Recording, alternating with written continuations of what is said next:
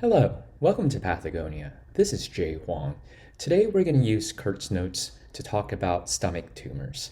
Before we begin, if you already haven't, check out Kurt's Notes website. It's got great resources including articles, books, diagnostic guides, and recently there was an article discussing the impact Kurt's Notes has had for e-learning resource. So take a look at that article. Without further ado, now let's begin about stomach tumors. First off, let's talk about polyps. Dysplastic lesions. You have Fundic gland polyps. These are benign, and it's the most common stomach polyp. It's a hyperplastic expansion of deep oxyntic mucosa with cystically dilated oxyntic glands, as you can see here and closer up, and foveolar hypoplasia. There will be parietal cell hyperplasia, and usually asymptomatic and incidental. It's associated with PPI use, and it kind of resembles your PPI change, where you have dilated oxyntic glands. And it happens in the body in fundus, because that's where the oxyntic mucosa is. It can have CTNNB1 or beta-catenin mutations. And if numerous, for instance, greater than 20 in a young patient, you want to consider a polyposis syndrome, such as FAP or GAPP. And sporadic polyps, there's no surveillance necessary, but if it's FAP associated, it often has frequent dysplasia, usually low grade, and malignant transformation is rare, and the treatment thus is surveillance, not gastrectomy. Hyperplastic polyps, this is also benign, and it's the second most common gastric polyp. You'll have elongated, tortuous, hyperplastic foveolar epithelium, and you'll have cystically dilated glands. You'll have inflammatory changes and edema, and it's often eroded at the surface. And you'll have small, haphazardly distributed smooth muscle. And this is due to a hyperproliferative response to tissue injury, and usually arises in the setting of long-standing gastritis and resembles reactive or chemical gastropathy with the kind of corkscrewing architecture. And the precursor lesion for hyperplastic polyps is polypoid foveolar hyperplasia, and this is most common in the antrum. The risk of transformation dysplasia is proportional to the size, so you often remove the larger ones. And this is hard to differentiate from hamartomatous polyps, and you can learn more about that in the GI tumor syndrome notes. And if there is diffuse change of hyperplastic polyps involving the whole stomach, you want to consider Menetrier's disease. If there is a cystic dilation of glands extending into the submucosa, you want to consider gastritis cystica profunda. Gastric Xanthoma. This is non-neoplastic. It's an incidental finding. You'll have foamy, lipid-laden histiocytes expanding the lamina propria. Endoscopically, you're going to see yellow-white nodule or a plaque, and has limited associated acute or chronic inflammation. There's minimal disarray, no atypia or mites. It'll be positive for histiocytic markers like CD68 and negative for cytokeratin, which can help you differentiate your poorly cohesive carcinoma that has the signet ring morphology and that has destructive growth, atypia, and signet ring cells.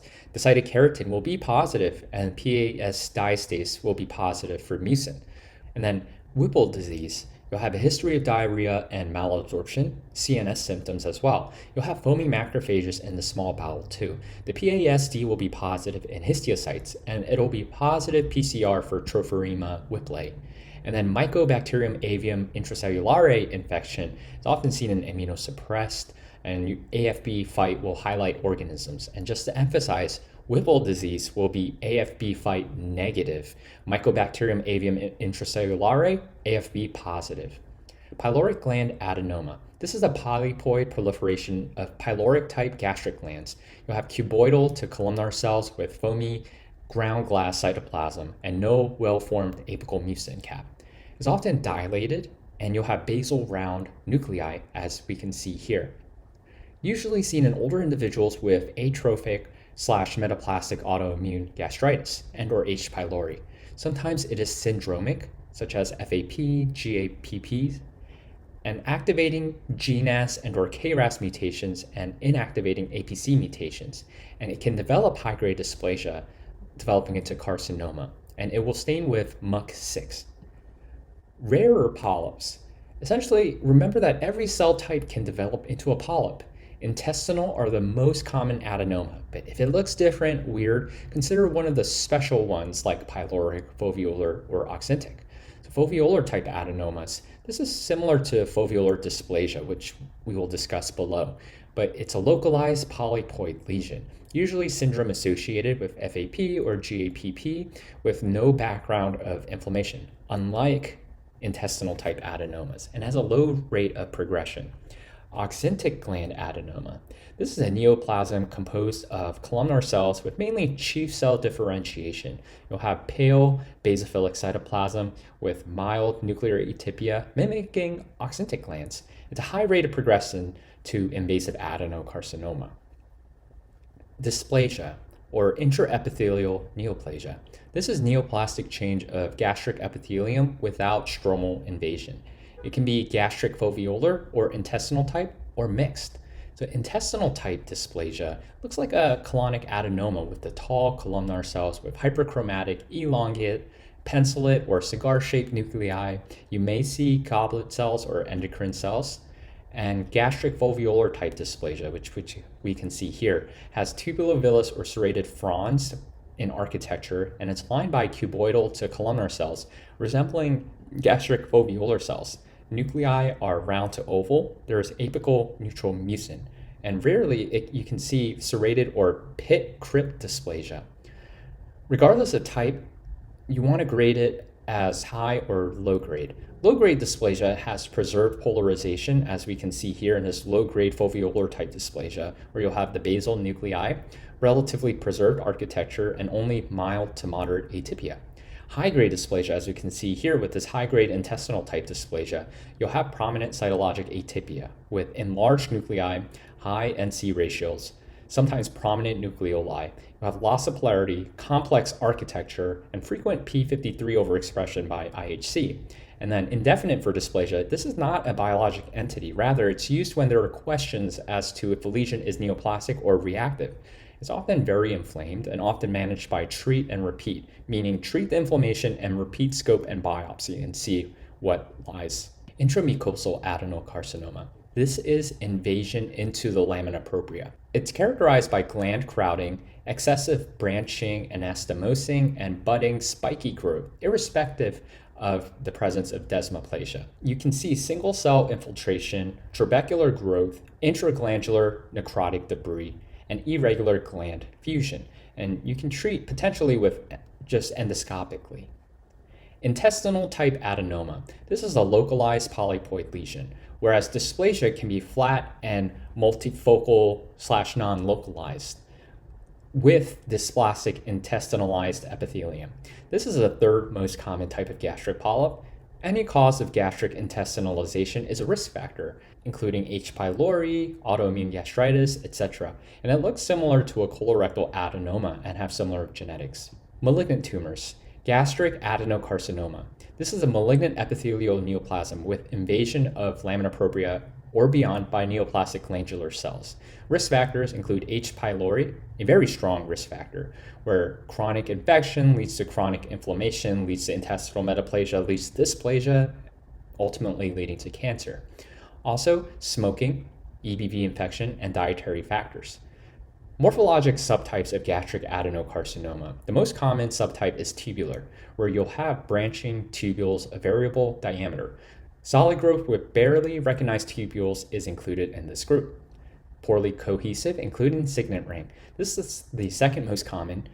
Neoplastic cells are isolated or arranged in small aggregates without well-formed glands. It can be signet ring cells, histiocytoid, etc. The signet ring cell type is composed predominantly or exclusively of signet ring cells, which are characterized by a central, optically clear globoid droplet of cytoplasmic mucin with an eccentric nucleus. Mucinous subtype. This is malignant epithelium in extracellular mucin pools. It must be greater than 50% of tumors. Tumor cells may be in glands or single cells. Papillary. This is relatively rare. It's an exophytic growth with elongated finger-like processes lined by cuboidal to columnar cells supported by fibrovascular cores.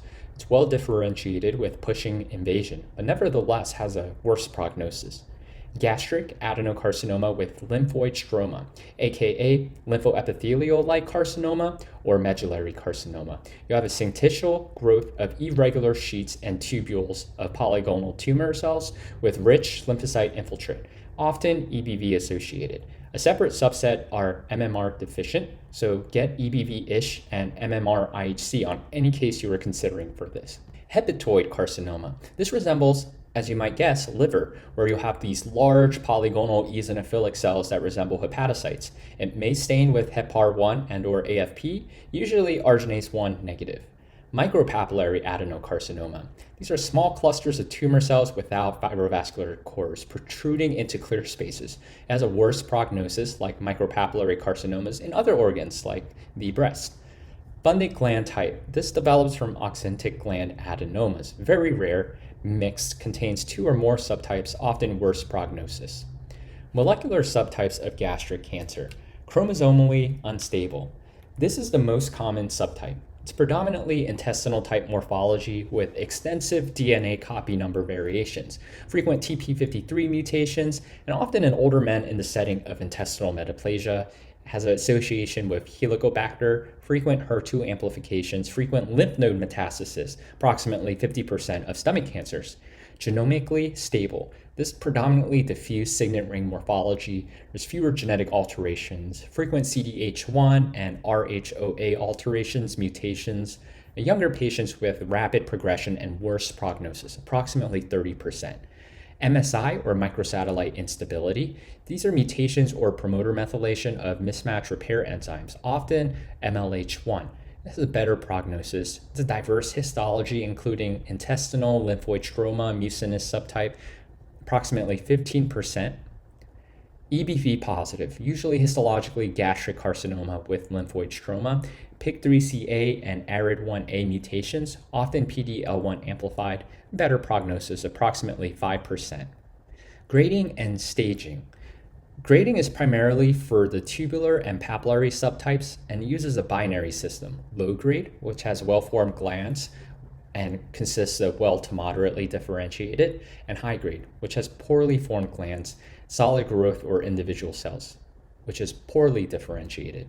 Staging, tumors with an epicenter within 2 centimeters of the gastroesophageal junction should be staged as esophageal cancers. All tumors in the stomach that do not cross the GE junction or have an epicenter in the stomach greater than 2 centimeters from the GE junction should be staged as gastric. Gastric cancer staging. TIS is carcinoma in situ, which is high-grade dysplasia. T1A, tumor invades the lamina propria or muscularis mucosae. T1B, tumor invades submucosae. T2, tumor invades the muscularis propria. T3, tumor invades subserosa. T4A, tumor perforates serosa. T4B, tumor invades adjacent structures. Predictive biomarkers include anti-HER2 or ERBB2 therapy, which is used in patients with unresectable or metastatic tumors. See the esophageal Kurtz notes guide for a grading scheme. And EBV and MSI. Tumors that are EBV positive or MSI high are better prognosis and can often be treated with PD-L1 inhibitors. Some institutions do all of the following on all new gastric carcinoma cases: HER2, EBV-ish, MMR, PD-L1. Well-differentiated neuroendocrine tumors, NET. Proliferation, these are proliferation of cells with round nuclei, salt and pepper or speckled chromatin, and abundant eosinophilic cytoplasm arranged architecturally in nests, acini, trabeculi, and ribbons. The old name was known as carcinoid. This expresses neuroendocrine markers like synaptophysin, chromogranin, INSM1, and seen in 3 main clinical settings / types. Type 1 is associated with autoimmune gastritis, where you'll have destruction of parietal cells. This decreases the stomach acid, leading to a compensatory hyperplasia of antral G cells to try to signal the parietal cells, which are gone, to make more acid. And they secrete gastrin, and ECL cells, which are susceptible to gastrin, undergo hyperplasia and over time neuroendocrine tumor formation. Type 2, Zollinger-Ellison syndrome, with a duodenal or pancreatic gastrin secreting net, which stimulates your ECL cells to undergo hyperplasia and stomach neuroendocrine tumor formation. Type 3, sporadic, often higher stage and more aggressive. Size requirements for neuroendocrine tumors, this can vary a little by source, but generally Neuroendocrine cell hyperplasia, that's collections of greater than 5 neuroendocrine cells. It can be linear or micronodular and less than 0.15 millimeters. Neuroendocrine cell dysplasia, these are nodules greater than 0.15 millimeter, where you'll have fused nodules or infiltrative nodules, and is PTIS.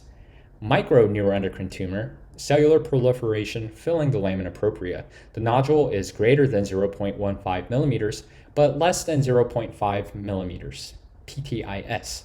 Neuroendocrine tumor is greater than 0.5 millimeters, or there is invasion into the submucosa. Ki67 proliferation index is used for grading based on evaluation of greater than or equal to 500 cells in a hotspot. Mitotic count is based on evaluating 50 high power fields, but reported per 10 high power fields. So here, Ki67 for neuroendocrine tumor grade 1 is less than 3%. Mitotic index is less than 2 per 10 high power fields. Grade 2 is Ki67 3 to 20%, and mitotic index is 2 to 20 per high power fields. Grade 3, Ki67 is greater than 20%, and mitotic index is greater than 20 mites per high power field. Here is a chart delineating the different types of neuroendocrine tumors for your review below. Neuroendocrine carcinoma. This often arises from non-neuroendocrine tumors and subsequently develop neuroendocrine features / differentiation. You'll have sheet-like growth. It's not graded. The Ki67 or mitotic index is greater than 20% and often much higher. It's malignant, very metabolically active, and rapidly growing, as indicated by the high Ki67. And you see on normal FDG PET scan. Molecularly, you'll have P53 retinoblastoma 1 or RB1 mutation and other carcinoma-associated mutations. Treatment includes platinum-containing chemotherapy. Neuroendocrine carcinomas include small cell neuroendocrine carcinoma, where you'll have fusiform nuclei, finely granular chromatin, scant cytoplasm, and nuclear moating. You'll have extensive necrosis, tons of mitoses, Ki67 almost 100%, and large cell neuroendocrine carcinoma, where you'll have large round nuclei with prominent nucleoli and moderate amounts of cytoplasm. You'll have sheet-like to nested growth, and Ki67 often in 60 to 80% range. Other malignancies include lymphoma. The GI tract is the most common site of extranodal lymphomas, and the stomach is the most commonly involved site. The two most common are DLBCL and extranodal marginal zone lymphoma. DLBCL, or diffuse large B-cell lymphoma, you'll have architecturally diffuse infiltrates and sheets of cytologically atypical large lymphoid cells that show immunoreactivity to B-cell markers, CD20, PAX5, CD19, CD79A, and are negative for EBV. Most cells resemble central blasts, and they tend to localize to one anatomical site and are less aggressive than their nodal counterpart. However, like nodal disease, you must still do full workup to classify as germinal center, which has better prognosis, or activated B-cell subtypes, and look for MYC and BCL2 alterations. Extranodal marginal zone lymphoma of mucosal associated lymphoid tissue, or MALT lymphoma. This is often associated with H. pylori infection. You'll have diffuse to perifollicular infiltrate of small centrocyte-like to monocytoid or fried egg appearance of lymphocytes. It'll be positive for B-cell markers too, CD20, PAX5, CD43, and MNDA1 can be positive or negative. And it's negative for mantle cell markers like CD5, SOX11, cyclin D1, and negative for CLL, SLL markers, including CD5, CD23, LEF1, and negative for follicular lymphoma markers like CD10, BCL6, as an indolent course and often cured by eradicating H. pylori. Squamous cell carcinoma. This is a carcinoma with exclusively squamous differentiation, with keratinocyte cells with intracellular bridges and or keratinization. It's very rare. Adenosquamous carcinoma. This is a carcinoma with both glandular and squamous differentiation, with each at least 25%. Undifferentiated carcinoma. This is carcinoma composed of anaplastic cells without histologic or immunophenotypic evidence of differentiation. You'll have diffuse malignant cells, often patchy keratin, frequent mutations in SWI or SNF pathway, including SMARCB1 or SMARCA4. It's a diagnosis of exclusion. You must rule out lymphoma, melanoma, EBV-associated gastric carcinoma, and etc. And gastroblastoma. This is often in young men. You have biphasic tumor of gastric muscularis propria with spindled cells and nests of epithelial cells. It's a MALAT1 Gli1 gene fusion, and it's positive for CD56 and positive/negative for cytokeratins, CD10, S100, cyclin D1. Thank you so much if you made it through the bottom, thank you so much for watching. Let's do a rapid review. Stomach tumors.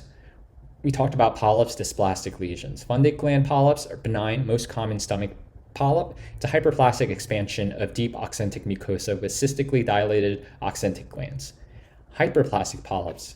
Benign and the second most common gastric polyp. You'll have hyperplastic foveolar epithelium with inflammatory changes, and it's a hyperproliferative response to tissue injury. Gastric Xanthoma, non-neoplastic. It has foamy lipid-laden histiocytes, and you'll see a yellow-white nodule endoscopically. And differentials include poorly cohesive carcinoma, where the cytokeratin will be positive, Whipple disease, and Mycobacterium avium intracellulare infection. Pyloric gland adenoma. You'll have pyloric-type gastric glands and associated in older individuals with atrophic or metaplastic autoimmune gastritis. Rarer polyps include your foveolar-type adenoma and oxyntic gland adenoma. Dysplasia, it can be gastric or foveolar or intestinal type or mixed. So intestinal type dysplasia looks like a colonic adenoma, and gastric/foveolar type dysplasia has tubulovillous or serrated fronds lined by cuboidal to columnar cells, resembling gastric foveolar cells. And regardless of your type of dysplasia, it's graded as high or low. Intramucosal adenocarcinoma. This is invasion into lamina propria. Intestinal type adenoma. This is a localized polypoid lesion and looks similar to colorectal adenomas. Malignant tumors, gastric adenocarcinomas, the risk factors are H. pylori, smoking, EBV infection, diet, and morphological subtypes. The most common is tubular. You can also have poorly cohesive, including signet ring. Mucinous, it has to be greater than 50% of the tumor. Papillary, gastric adenocarcinoma with lymphoid stroma, with rich lymphocytic infiltrate and often EBV associated. Hepatoid carcinoma resembles liver. Micropapillary adenocarcinoma has a worse prognosis. Fundic gland type and mixed. Molecular subtypes of gastric cancer include chromosomally unstable, genomically stable, microsatellite instability, and EBV positive. Grading is either low grade or high grade. Staging is as you can see here. Predictive biomarkers include HER2, ERBB2, which you use therapy for patients with unresectable or metastatic tumors, and EBV and MSI, because EBV positive or MSI high have better prognosis. Well-differentiated neuroendocrine tumors. There's three types. Type 1, which is associated with autoimmune gastritis. Type 2, associated with Zollinger-Ellison, and type 3 is sporadic. And there are size requirements for neuroendocrine cell hyperplasia, neuroendocrine cell dysplasia, microneuroendocrine tumors, and neuroendocrine tumors. Neuroendocrine carcinomas, these have sheet-like growth, very high Ki67 mitotic index, rapidly growing, and include small cell neuroendocrine carcinoma and large cell neuroendocrine carcinoma, which has prominent nucleoli. Other malignancies include lymphoma, such as DLBCL and extranodal marginal zone lymphoma of mucosal-associated lymphoid tissue, squamous cell carcinoma, adenosquamous carcinoma, undifferentiated carcinoma, and gastroblastoma. Well, thank you so much, and we'll catch you on the next episode of Pathagonia.